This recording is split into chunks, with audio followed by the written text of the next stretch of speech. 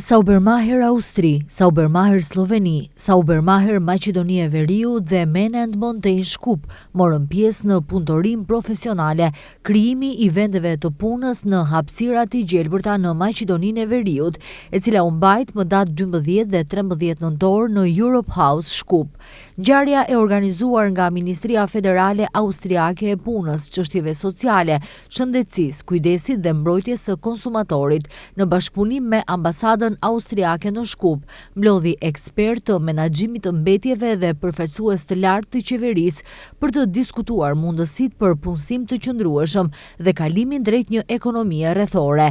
Andreas Opelt, antari bordit dhe CEO i Saubermacher, prezantoi një pasqyrë të gjerë mbi mundësitë e punësimit në hapësira të gjelbërta që ofron sektori i menaxhimit të mbetjeve, nga punëtorët në terren dhe shoferët deri tek operatorët e pajisjeve të specializuara, kimistët, studiuesit, stafi administrativ dhe pozicionet drejtuese.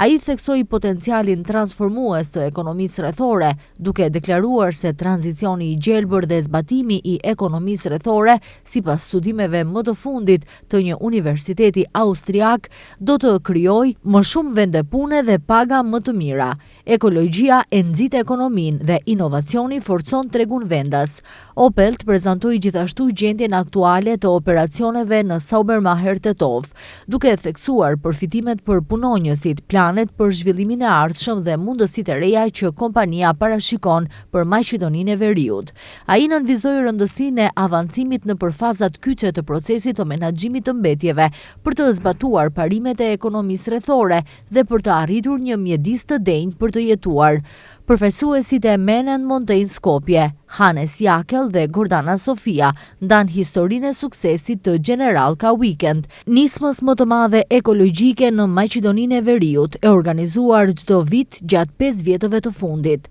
Ata theksuan rëndësinë e bashkëpunimit midis të gjithë aktorëve, qeverisë qendrore dhe lokale, institucioneve shtetërore, OJQ-ve dhe botës akademike, për të rritur ndërgjegjësimin mbi menaxhimin e mbetjeve dhe mbrojtjen e mjedisit. Vaitkus Zigimantas, përfaqësues i Bankës Evropiane të Investimeve, riafirmoi gatishmërinë e bankës për të mbështetur nisma dhe projekte serioze në fushën e menaxhimit të mbetjeve në Maqedoninë e Veriut, duke theksuar rëndësinë strategjike të këtyre përpjekjeve për zhvillimin e qëndrueshëm të vendit. Në diskutimin përmbyllës, pjesëmarrësit ranë dakord se sektori i menaxhimit të mbetjeve ka potencial të madh për krijimin e vendeve të punës në hapësira të gjelbra, por theksuan nevojën për angazhimin e fortë dhe mbështetje nga autoritetet, si dhe bashkëpunim më të ngushtë midis të gjithë aktorëve, përfshirë qytetarët, për të arritur përfitime afatgjata mjedisore dhe sociale.